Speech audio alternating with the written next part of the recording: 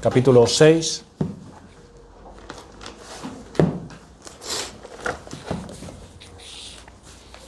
Versículos del 60 al 66. Juan 6, 60, 66. He titulado este mensaje, Jesús, verdadera comida para el alma. Dice así la palabra de Dios. Al oírlas, muchos de sus discípulos dijeron, dura es esta palabra, ¿quién la puede oír? Sabiendo Jesús en sí mismo que sus discípulos murmuraban de esto, les dijo, ¿esto os ofende? Pues ¿qué si vierais al Hijo del Hombre subir a donde estaba primero? El Espíritu es el que da vida, la carne para nada aprovecha. Las palabras que yo os he hablado son espíritu y son vida. Pero hay algunos de vosotros que no creen, porque Jesús sabía desde el principio quiénes eran los que no creían y quién le había de entregar. Y dijo, por eso os he dicho que ninguno puede venir a mí si no le fuere dado del Padre. Desde entonces muchos de sus discípulos volvieron atrás y ya no andaban con él. Dijo entonces Jesús a los 12, ¿queréis acaso iros también vosotros? Le respondió Simón Pedro, Señor, ¿a quién iremos? Tú tienes palabras de vida eterna, y nosotros hemos creído y conocemos que tú eres el Cristo, el Hijo del Dios viviente.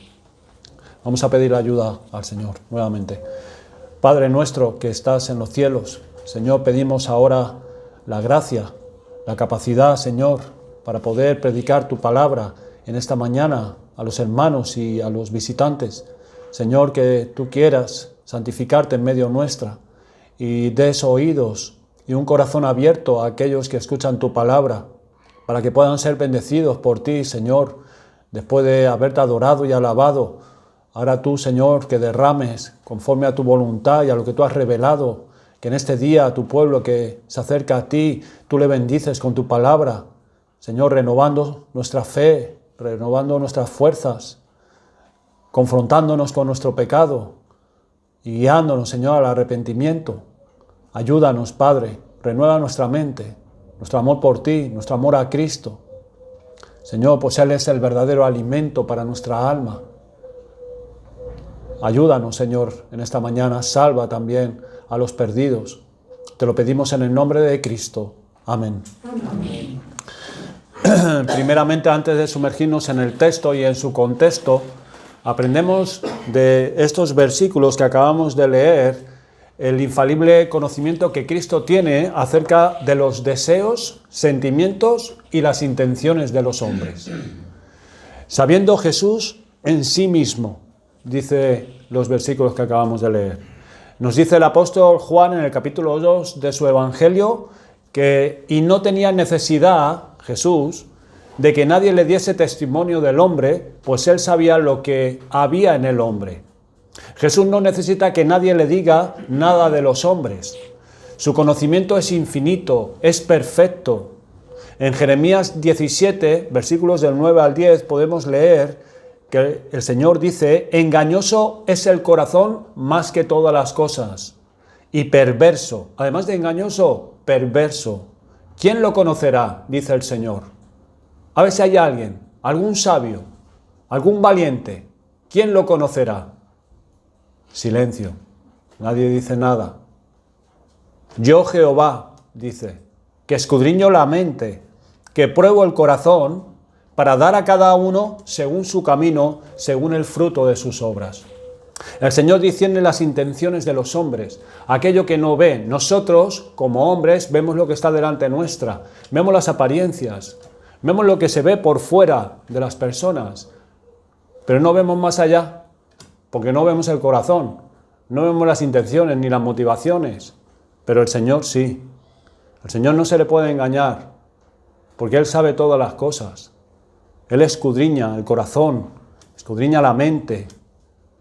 En 2 de Crónicas, capítulo 6, versículo 30, dice, tú oirás desde los cielos, desde el lugar de tu morada, y perdonarás.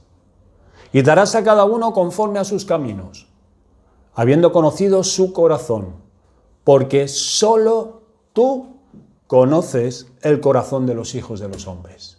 Solo el Señor es el que tiene ese conocimiento infinito que no se puede equivocar. Solo tú conoces el corazón de los hijos de los hombres.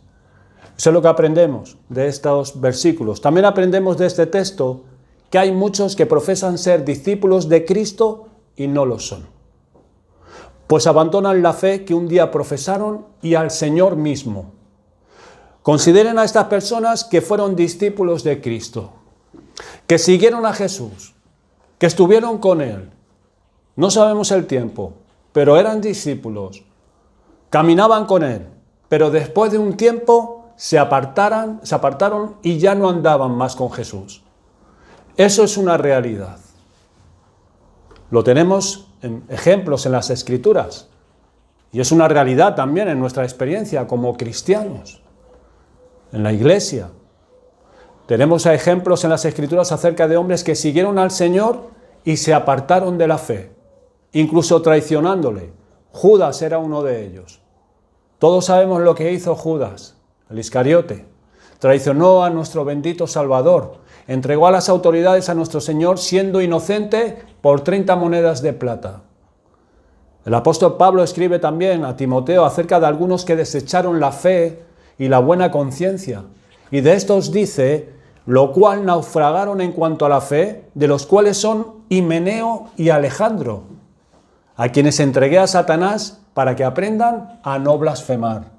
No solamente que naufragaron en cuanto a la fe, sino que encima blasfemaron en contra de la fe. En nuestro texto leemos que desde entonces muchos de sus discípulos volvieron atrás y ya no andaban con él. También aprendemos del texto que solo en Cristo hay palabras de vida eterna. A lo largo de la historia ha habido hombres sabios que le ha sido dada cierta capacidad de parte de nuestro Creador, de nuestro Dios, y han aportado en la sociedad en la que vivían algún bien. El hombre, a diferencia de los animales, tiene alma y al ser hecho a la imagen de Dios tiene unas necesidades espirituales.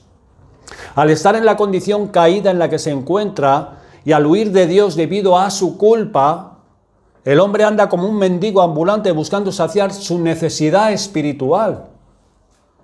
Es solamente cuando por la gracia de Dios se vuelve a su Creador y es llevado a Cristo que encuentra en Él, en Cristo, lo que ha estado buscando sin éxito toda su vida.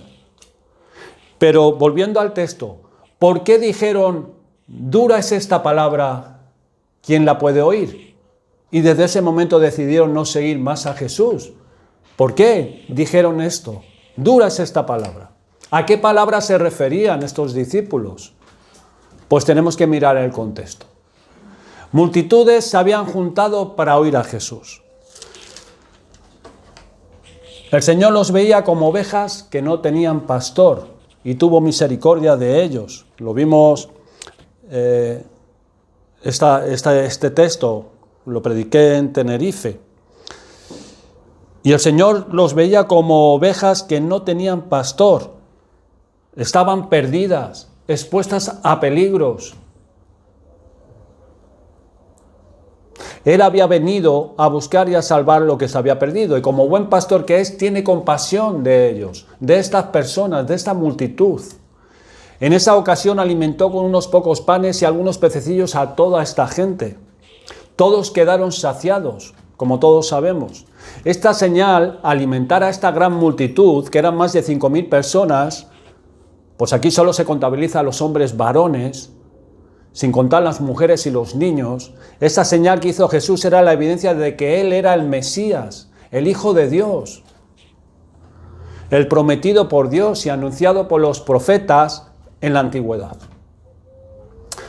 Versículo 14, aquellos hombres entonces leemos, viendo la señal, en el capítulo 6, viendo la señal que Jesús había hecho, dijeron: este verdaderamente es el profeta que había de venir al mundo. No un profeta, sino en cierta manera tenían un conocimiento de lo que habían escuchado en la ley y al ver esta señal dijeron: este es el profeta.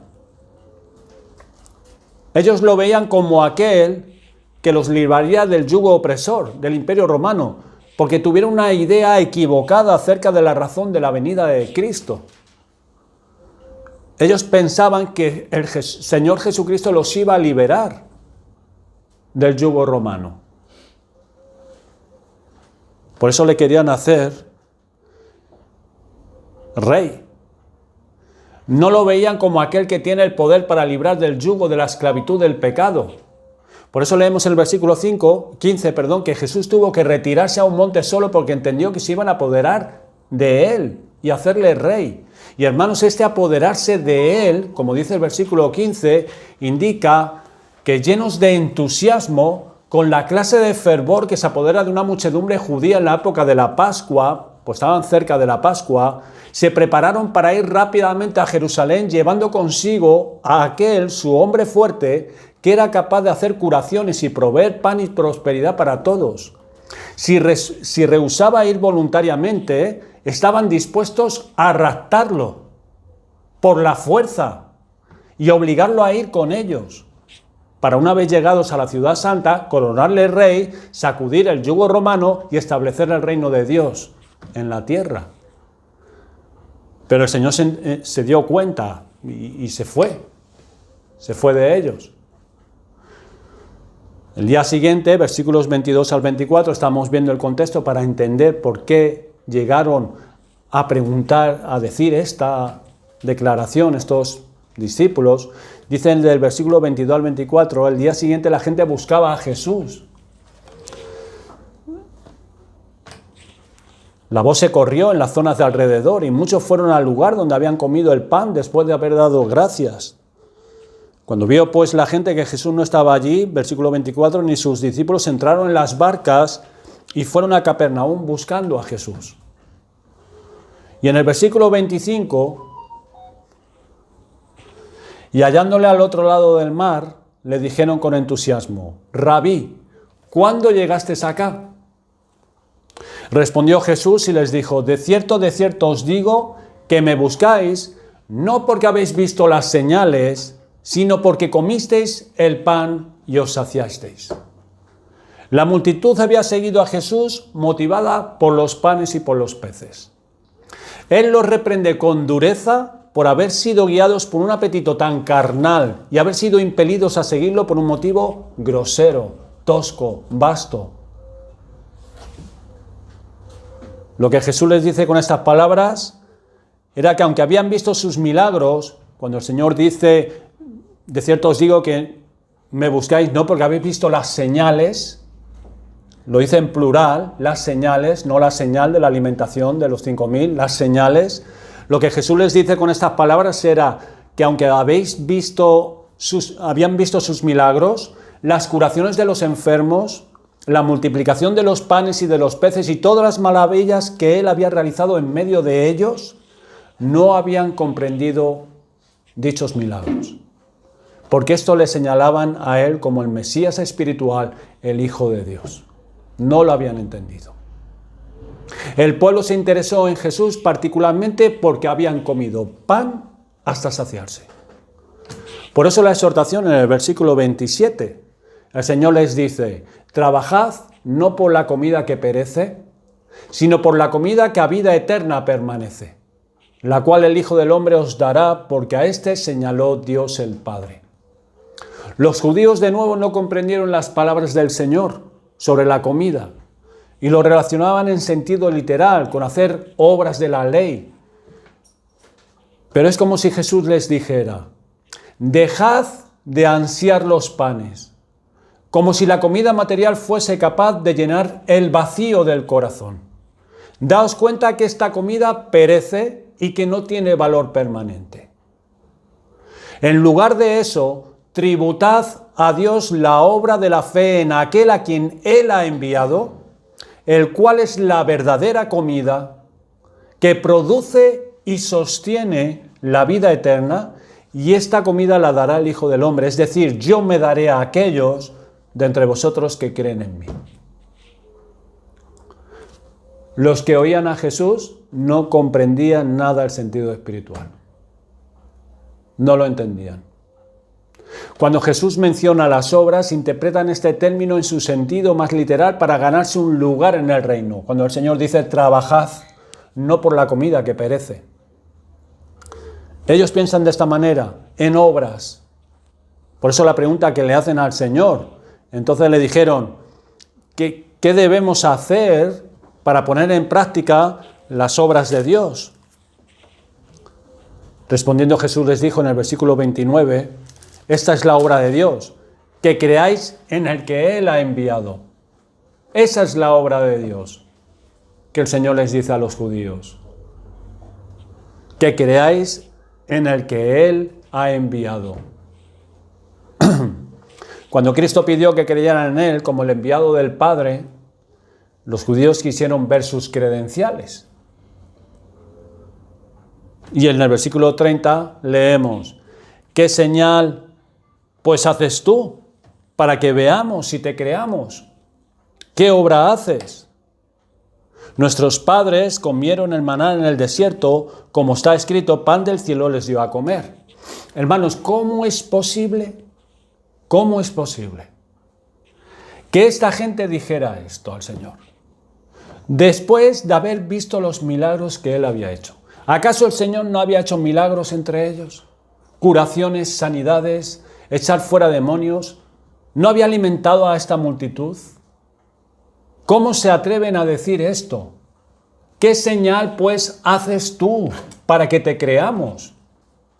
¿Cómo se atreven a decir esto? La causa, hermanos y amigos, es que ellos tenían en poco el milagro que Jesús hizo el día anterior, comparado con el pan que Moisés le dio a sus antepasados en el desierto. Y el Señor les explica que no fue Moisés quien les dio el pan del cielo, fue Dios el Padre, Dios mismo quien les dio el maná, no Moisés. Pero que ahora Dios el Padre les daba el verdadero pan del cielo, a aquel que descendió del cielo y da vida al mundo. Esto es, a Él mismo. Entonces ellos respondieron, danos siempre ese pan. No entendían. Es como cuando la mujer en el pozo, pues esa agua que quita la sed y ya nunca más voy a tener que venir al pozo, dame de esa agua. No entendía, el Señor estaba hablando espiritualmente. Son palabras espirituales, no materiales. Danos siempre este pan, dijeron. Esto es, danos continuamente la provisión de pan para que no nos falte y no desfallezcamos. Y la declaración que el Señor hace de sí mismo a los judíos, y otra más que veremos en breve, es la causa por la cual dejaron los discípulos de seguir a Jesús y los fariseos, los judíos, a tratarle con desprecio al Señor. Jesús les dijo claramente, yo soy el pan de vida.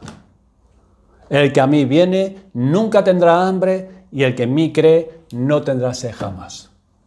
Mas os he dicho que aunque me habéis visto, no creéis. No creéis. Entonces empezaron a murmurar los judíos, porque el Señor había dicho, yo soy el pan que descendió del cielo. Y además de murmurar, contendían entre sí, porque Jesús había dicho lo siguiente, yo soy el pan vivo que descendió del cielo, si alguno comiere de este pan, vivirá para siempre. Y el pan que yo daré es mi carne, la cual yo daré por la vida del mundo. Yo soy el pan vivo que descendió del cielo. Y ellos dijeron, ¿cómo puede este darnos a comer su carne? Los judíos. ¿Cómo puede este darnos a comer su carne? ¿Cómo este es el pan vivo que descendió del cielo? Y empezaron a despreciar al Señor. Ellos decían, murmuraban. Decían entonces de él los judíos, porque él había dicho, yo soy el pan que desciende del cielo. ¿No es este Jesús, el hijo de José, cuyo padre y madre nosotros conocemos? ¿Cómo pues dice este, del cielo he descendido? Los que oyeron a Jesús pronunciar el discurso acerca del pan de vida forman tres grupos que hallamos aquí, según el comentarista. Primeramente los judíos, los líderes hostiles siempre en contra de Cristo, los fariseos, los ancianos y sus seguidores, esto es, los discípulos y los 12. La reacción de los judíos fue esta. Hicieron preguntas que procedieron de su corazón incrédulo, de su autocomplacencia. Murmuraron y despreciaron al Señor, lo acabamos de leer, porque decían, ¿no es este Jesús el hijo de José, y murmuraban contra él. Los versículos 60 al 65, que lo hemos leído en nuestro texto, describen la reacción de los discípulos. Esto es, aquel grupo de seguidores más o menos regulares, que siguieron al Señor. Es probable que fuesen decenas o centenares en Galilea. Y una vez concluido el sermón, parece que a estos discípulos no les agradó el mensaje de Cristo. Dijeron, difícil es este mensaje, dura es esta palabra. ¿Quién la puede oír? ¿Quién puede escucharlo? Pero por la reacción final de los 12, en el versículo 68 y 69, se ve con claridad que no quisieron simplemente decir que el sermón fue difícil de entender. No fue difícil de entender, sino que era difícil de aceptar. Y eso fue tropiezo para esos hombres. Difícil de aceptar el mensaje de Cristo en sus corazones. A esos discípulos de Jesús les ofendieron evidentemente sus palabras. Se sentían disgustados, sus corazones estaban en rebeldía y se sentían decepcionados con Cristo. Muchos se acercan movidos por sus motivaciones personales a Cristo. Se acercan para que el Señor les ayude en tal cosa, que el Señor me ayude en esto, que Jesús arregle este mi problema. Sí, quieren a Cristo, pero para que les asegure el pan, para que no les falte el alimento. Y así están un tiempo. Para que les vaya bien las cosas. Por un sentido de supervivencia, como saben que hay cosas que están mal en sus vidas, quieren que Cristo les dé la seguridad, por si acaso es verdad que existe el infierno, que les libre de él. Pero a través de la fiel predicación de la palabra, sus motivaciones pecaminosas son confrontadas y se pone de manifiesto sus pecados. Y la palabra de Dios como una espada penetra en su alma, discerniendo las motivaciones y los pensamientos, porque solo el Señor conoce el corazón. Solo Dios conoce el corazón de las personas. Y así manifestando la incredulidad a Cristo, que culmina en un rechazo de su palabra y de su persona. Con el tiempo. Están dispuestos a aceptar algunos aspectos de la persona y la obra de Cristo, pero no la totalidad de su mensaje y de su voluntad. Los discípulos dijeron, dura es esta palabra, ¿quién la puede oír? Y murmuraron de esto. Pero ¿por qué es dura la palabra? ¿Por qué es dura la palabra de Cristo? ¿Por qué? Porque la naturaleza del mensaje de Cristo es exclusivo, es radical e incluso es humillante para el hombre. Porque señala nuestras motivaciones erradas, egoístas, porque apunta a nuestro pecado. Por eso es dura la palabra. Y por eso no la queremos oír muchas veces. Porque nos duele la palabra. Porque el mensaje de Cristo es exclusivo acerca de su persona y de su obra. Es el Hijo del Hombre quien da el verdadero alimento, porque a este escogió Dios el Padre, versículo 27. No hay otro. Él es el Hijo del Hombre. Él es el verdadero pan del cielo. Y a este escogió Dios el Padre, no escogió a varios, escogió a este, lo marcó, al Señor Jesucristo. Porque en ningún otro hay salvación, porque no hay otro nombre bajo el cielo dado a los hombres en que podamos ser salvos. No hay otro nombre. En ningún otro hay salvación. Es un mensaje exclusivo, radical. En ningún otro hay salvación. No hay otro nombre bajo el cielo dado a los hombres. De parte de Dios. Inventados por el hombre un montón. Pero de parte de Dios no hay otro nombre dado a los hombres bajo el cielo. Es un mensaje intransigente, esto es, que no tolera a otros salvadores. Ningún salvador, el Señor no lo permite, ningún falso salvador puede competir, ninguno otro, porque Él es el único salvador. Yo soy el pan de vida, el que a mí viene nunca tendrá hambre, y el que en mí cree nunca tendrá sed jamás. Versículo 35. Yo soy el pan de vida. Entonces, ir a otro que no sea Jesús o no ir a Cristo es morir de hambre, es morir de sed. Algunos preguntan, ¿y las demás religiones acaso no buscan a Dios? Lo importante es que buscan a Dios.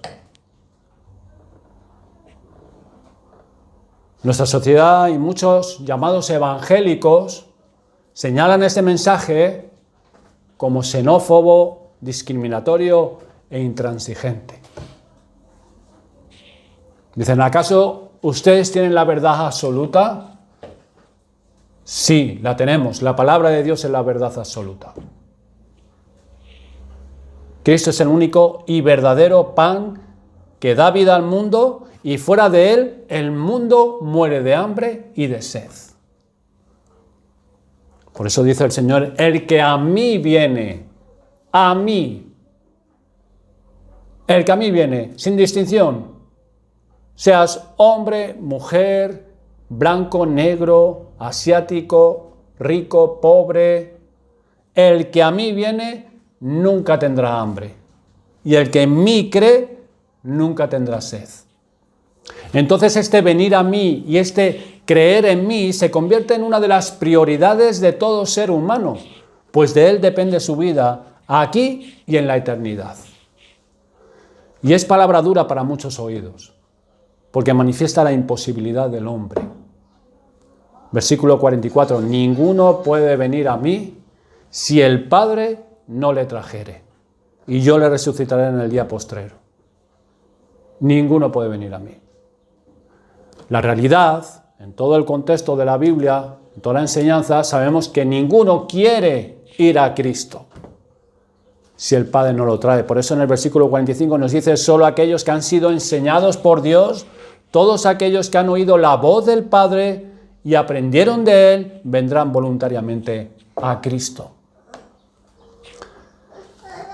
Juan 9:47, el que es de Dios, la palabra de Dios oye, y Él les confrontó a los judíos, por esto no la oís vosotros, porque no sois de Dios.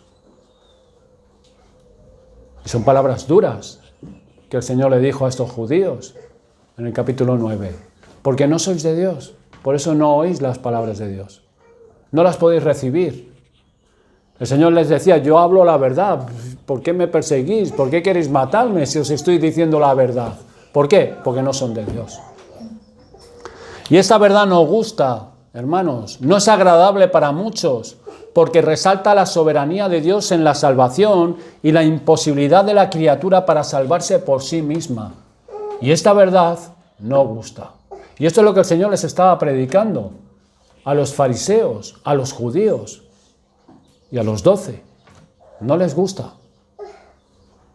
Porque hace ver al hombre la total dependencia de Dios para su salvación. Nos hace ver que estamos perdidos eternamente y para siempre, a no ser que Dios, el juez, extienda su gracia sobre nosotros. Y estamos perdidos. Muestra nuestra inhabilidad, la imposibilidad del hombre pecador. Y al hombre natural, aquel que no ha sido regenerado por el poder del Espíritu Santo, no le agrada esta palabra. No le agrada. Por eso tachan este mensaje de xenófobo, radical, intransigente.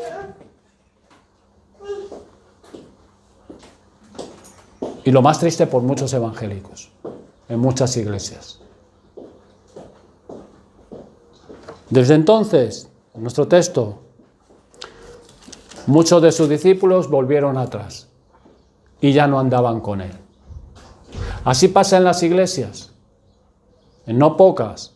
Muchos andan un tiempo con Jesús, pero Cristo no cumple con sus expectativas, por las que ellos decidieron ir a la iglesia y tuvieron cierto interés en las cosas de Cristo y en su palabra,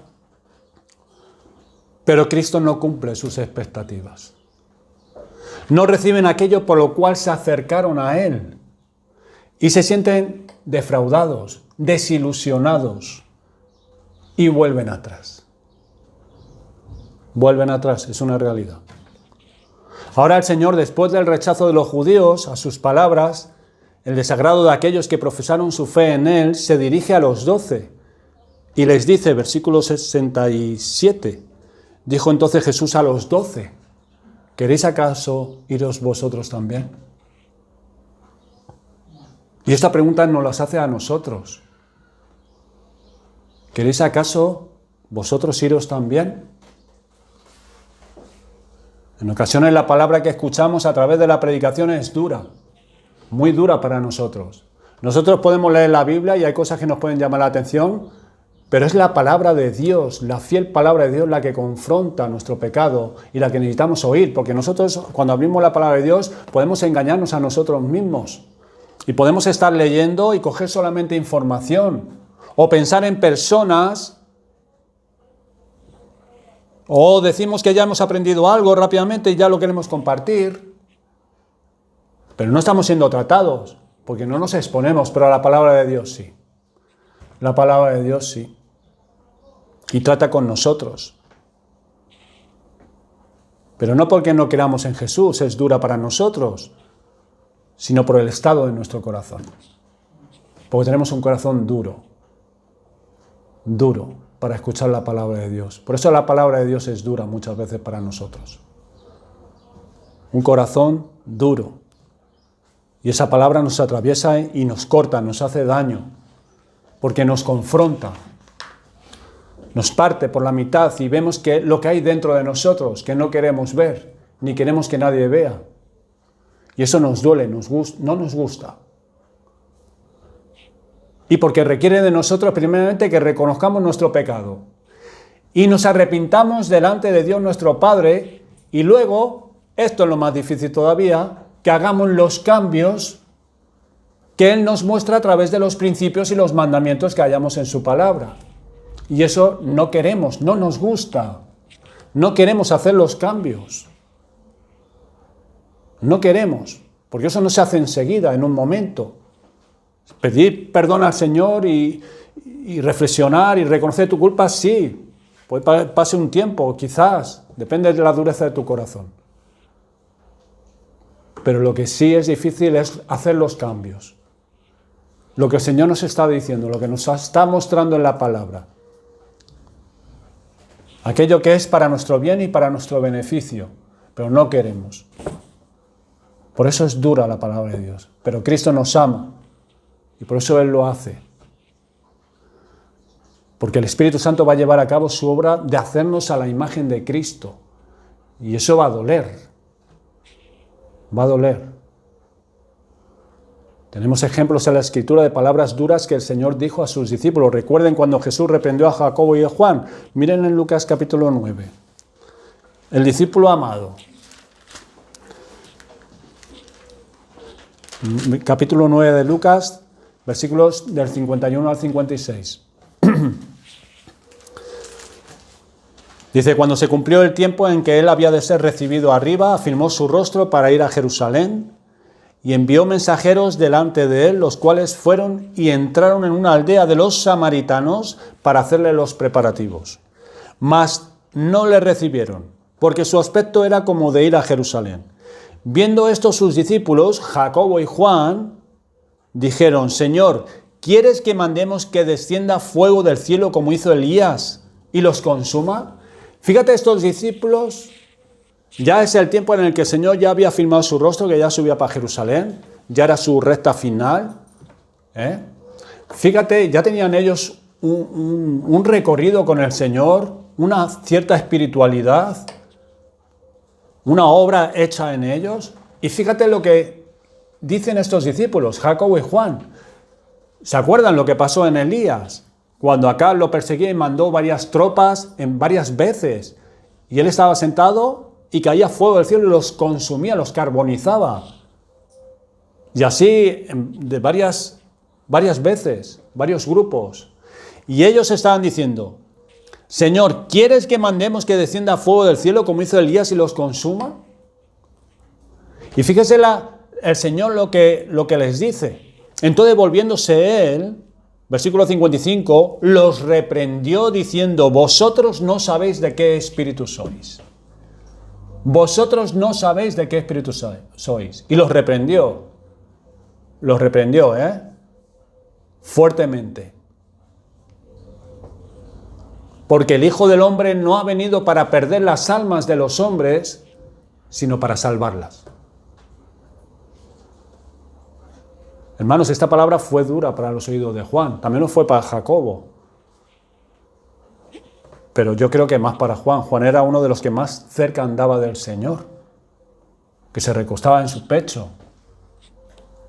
No tenemos que pensar en Juan como que era un adolescente. Seguramente él sería... No sabemos ni incluso si era el más joven, pero era el que más cerca andaba del Señor. Y esta palabra de la boca del propio Jesús le tuvo que doler a Juan. Seguro que hasta ese día no había recibido una dura reprensión personal de parte de Cristo para él. Y eso le tuvo que doler, que el Señor se volviera a él y le dijera estas palabras tan duras, reprendiéndole. Otro ejemplo más conocido es la reprensión del Señor a Pedro en Mateo 16, 21 al 23.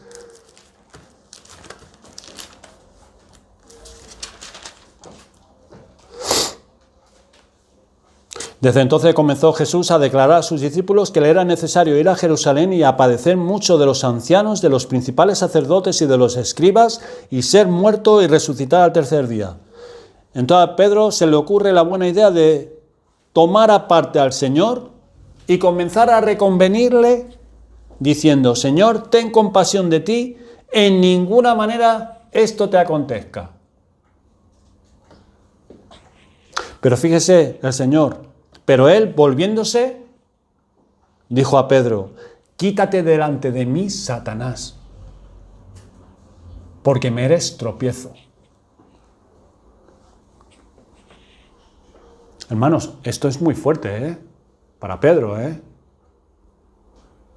Es muy fuerte. Es una reprensión muy dura, pero muy necesaria, No sé cómo se quedaría él. Fíjate, días atrás el Señor le dijo, bienaventurado eres Simón, hijo de Jonás, porque esto no te reveló ni carne ni sangre, cuando él declaró abiertamente que el Señor era el Mesías, el Hijo de Dios, el Hijo del Dios bendito. Pero ahora estas palabras, ¿cómo se habrá quedado Pedro? Yo me imagínate, no sé, alguien que tengas así, que lo tengas en respeto, ¿no? Alguien que tú, no sé, imagínate que Carlos Chico, todos conocemos cómo es el pastor Carlos Chico, y que de repente se volviera a ti a algo y te dijera una palabra muy dura. Te quedarías porque no conoces esa faceta de él. Y te está reprendiendo. Es una palabra dura, te está confrontando tu pecado, pero de una manera dura, reprendiendo. El Señor cuando reprendía sabía reprender. No pasaba la mano por el lomo. Él sabía reprender. Es una muy fuerte, muy dura la reprensión, pero necesaria. ¿Por qué? El Señor le da la razón. Me eres tropiezo. Porque no pones la mira en las cosas de Dios, sino en la de los hombres. Por eso era tropiezo.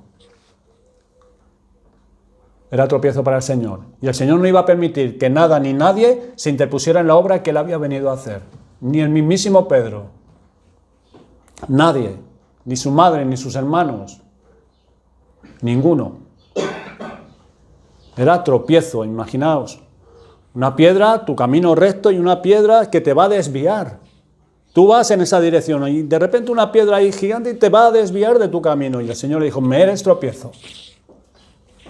Porque no pones la mira en las cosas de Dios, sino en la de los hombres. Por eso tenemos que poner nuestra vista en las cosas de Dios y no en la de los hombres. Para no sernos nosotros mismos de tropiezo y no ser de tropiezo a otros. El Señor no iba a permitir que nada ni nadie, hermanos, que se interpusiera en la obra que él había venido a hacer. Hermanos, necesitamos las reprensiones del Señor. las necesitamos.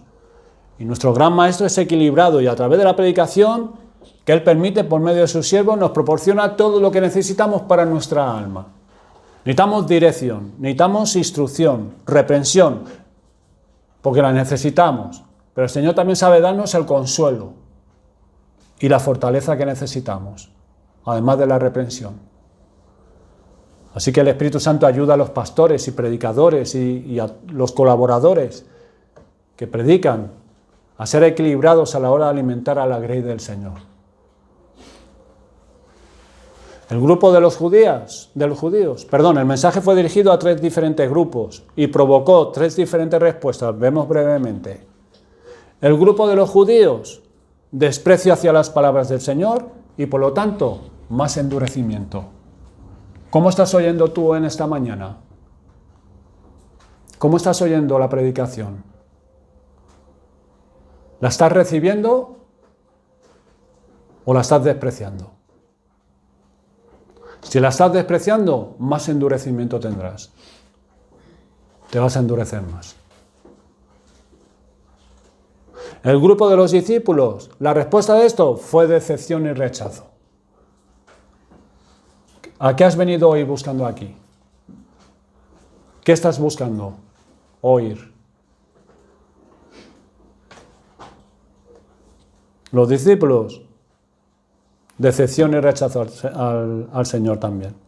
Abandonaron al Señor y ya no le seguían más. Fue la evidencia de una profesión de fe superficial y en su naturaleza, si analizas la naturaleza de esta fe superficial, una fe falsa. ¿Habían seguido al Señor Jesucristo? Vete a saber por qué. Yo no creo en esa burla de que te apartas del Señor durante años y dices que te has resbalado. Yo eso no lo creo. Eso es una burla.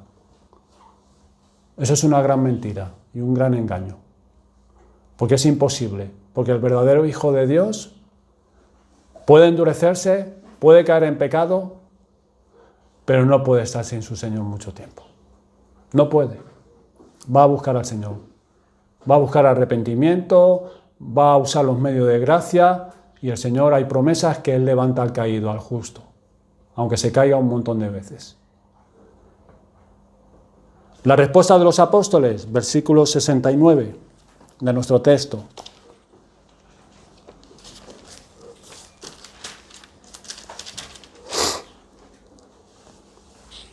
Simón Pedro respondió, Señor, ¿a quién iremos?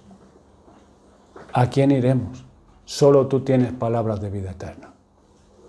¿A quién iremos? Nosotros hemos creído y conocemos que tú eres el Cristo, el Hijo del Dios viviente. Hermanos, ¿a quién iremos nosotros?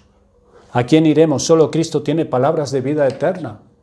¿Dónde vamos a ir? Hemos creído en Él. Él es el Mesías, el Salvador del mundo, aquel que murió y derramó su sangre por nosotros. Y no solo hemos creído, como dice los apóstoles, los 12, sino que le conocemos y seguimos creyendo. Hemos creído y le conocemos, le hemos conocido de forma personal, de una forma personal. De la misma forma que los vecinos de la mujer samaritana, ¿se acuerdan que tuvo el encuentro personal con Jesús en el pozo? En Juan 4, 39 al 42.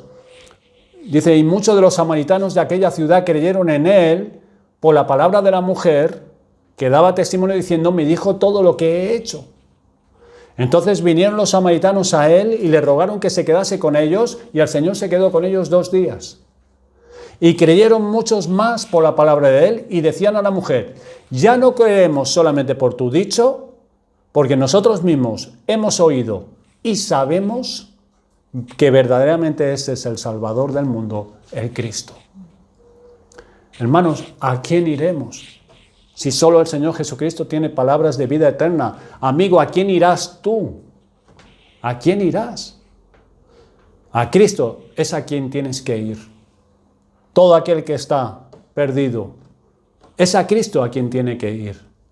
Jesús dijo, de cierto te digo, si no coméis la carne del Hijo del Hombre y bebéis su sangre, no tenéis vida en vosotros. Versículo 53, ¿qué palabras también? Los judíos no comprendieron estas palabras. ¿De qué te sirve venir y escuchar domingo tras domingo, pero sin decidirte nunca a confiar en Cristo, ni a introducirlo en tu alma? Todos aquellos que escuchan cada predicación, es como si vieran solamente al predicador, por decirlo así, partir el pan, pero no lo comen. Jesús es el pan de vida. Es como el predicador cada domingo está aquí, parte el pan, pero aquellos no lo comen. Ven su forma, huelen su aroma, mientras el predicador le habla de él, de este pan, pero no lo reciben. ¿De qué les sirve eso a estas personas? Algunos de ellos perecerán teniendo el pan a su alcance y con la preciosa sangre de Cristo disponible para que ellos la beban abundantemente. Y no lo tomarán. ¿Por qué esa insensatez? Nos preguntamos, ¿por qué esa insensatez? ¿Cómo es que se contentan con oír acerca de Cristo, con hablar acerca de Cristo, pero nunca piden la fe real ni la unión vital con el Señor Jesucristo? Yo les diría a estas personas, ocúpense de esto o la muerte se ocupará de ustedes. En Cristo hay vida, y vida en abundancia. Fuera de Cristo solo hay existencia. En Cristo, vida abundante.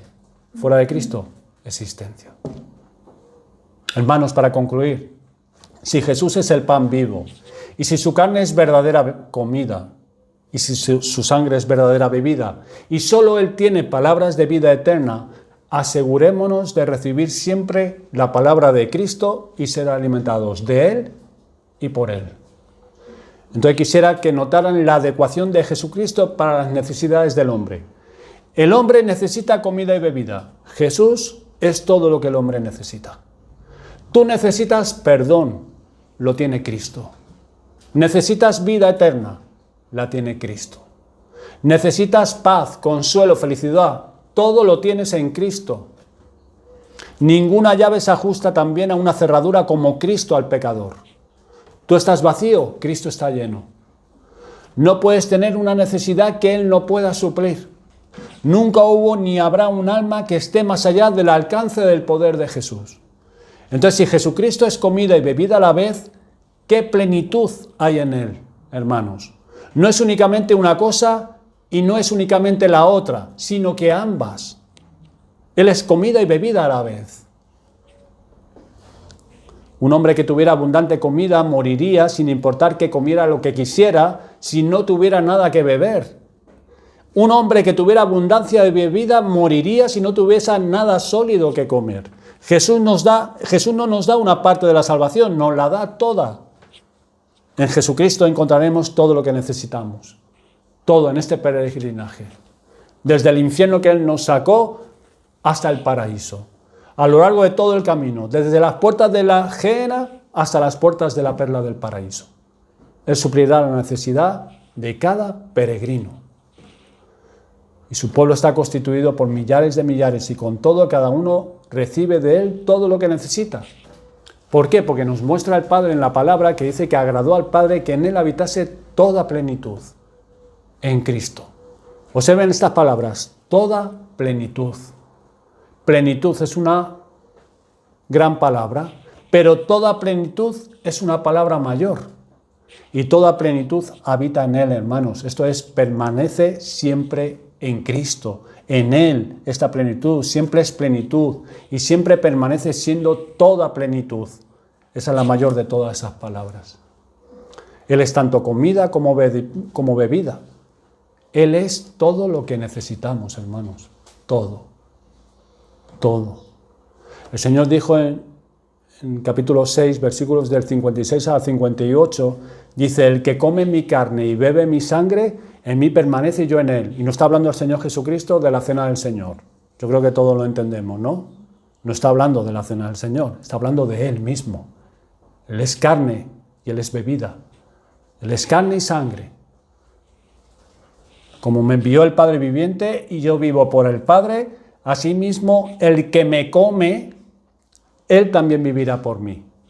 Este es el pan que descendió del cielo, no como vuestros padres comieron el maná y murieron.